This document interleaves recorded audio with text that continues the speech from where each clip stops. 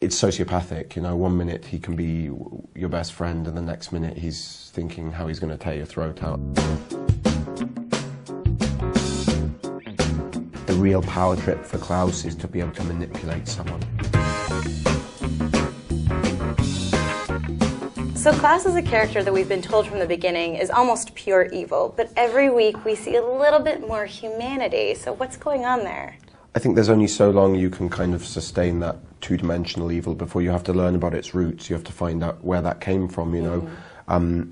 Otherwise, we're just going to write him off. We're going to hate the character, and we need to sort of understand him, I think, if we're going to relate with him in the slightest. So I think it was important for the writers to expand upon the character's, you know, attributes and his history, and just sort of flesh all of that out to make it more three-dimensional, believable character. You know, in real life, things aren't that polarized normally. You know, people aren't just good or evil. There's many different motivations for those things. So I think it was important to sort of try as much as we can to set it in the real world, even though we're dealing with vampires and witches and werewolves and hybrids and ghosts. And we know one of his soft spots is his family. Yes. And they kind of say that this is his one soft spot, but are there more soft spots to Klaus?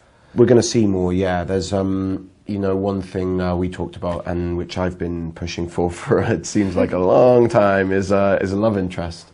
There is someone who takes his eye. There is someone that he's interested in, and you know, Klaus is used to getting what he wants. He's used to sort of, you know, if he can't take it, he'll compel someone into it, or he'll just, you know, grab it by force or whatever. But this person he's interested in isn't having any of that, and that presents him with a challenge and also intrigues him. And as we know, you know, once you start playing hard to get, that, you know, encourages the hunt a little more. So, yeah, he's there definitely is a different side of him that we'll see there. It's one thing to see that kind of tender side with his family, with his sister, for example, but it's a whole other thing with someone that he is trying to woo, someone that he's interested in romantically, you know. And why doesn't Klaus just compel her?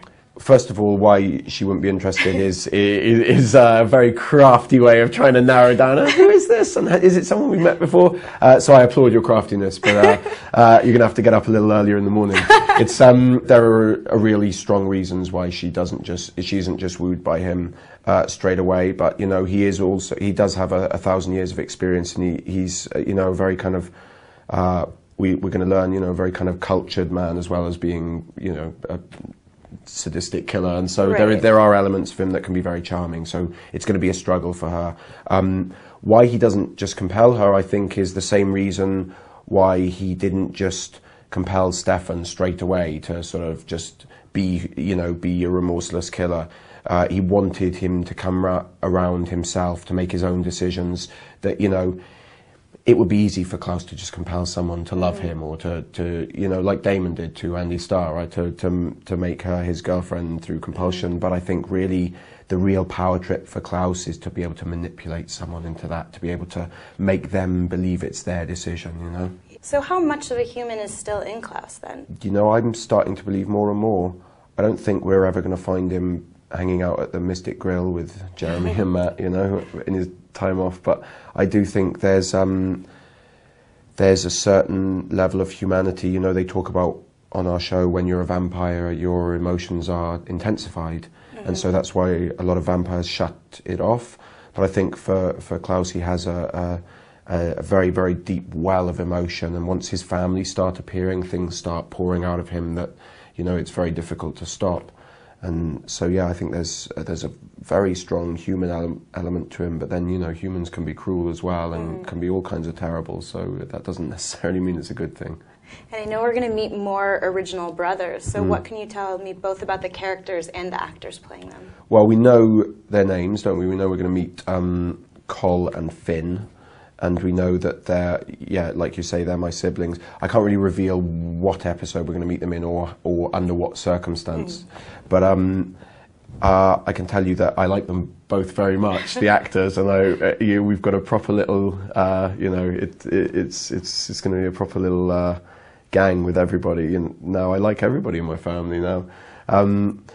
So yeah, and I can also tell you that from what I've read, stroke seen, stroke hypothesise, stroke just being a little vague here, that they each have very individual characters. Each of the original siblings are very different. They haven't just there isn't just a across the board, like, you would be able to say, oh, I'm this one because of this, and it's really easy to kind of define their personalities, and that's, again, credit to the writers, for making them three-dimensional and continuing to flesh out my character. Yeah. What's the most fun thing that you get to do as him? The one thing that I continue to enjoy is the switch in him. That one where one minute he can be laughing and the next minute it's just like the emotion kind of drains out of his face, and suddenly the person's like, oh, wait a minute, what just happened? Yeah. I like that because it's sociopathic. One minute he can be your best friend and the next minute he's thinking how he's going to tear your throat out, and that to me is something really interesting, that he can just flip on a dime like that. So using an American expression to make it accessible for you.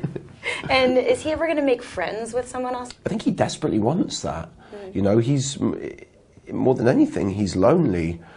So that's really what he wanted from Stefan.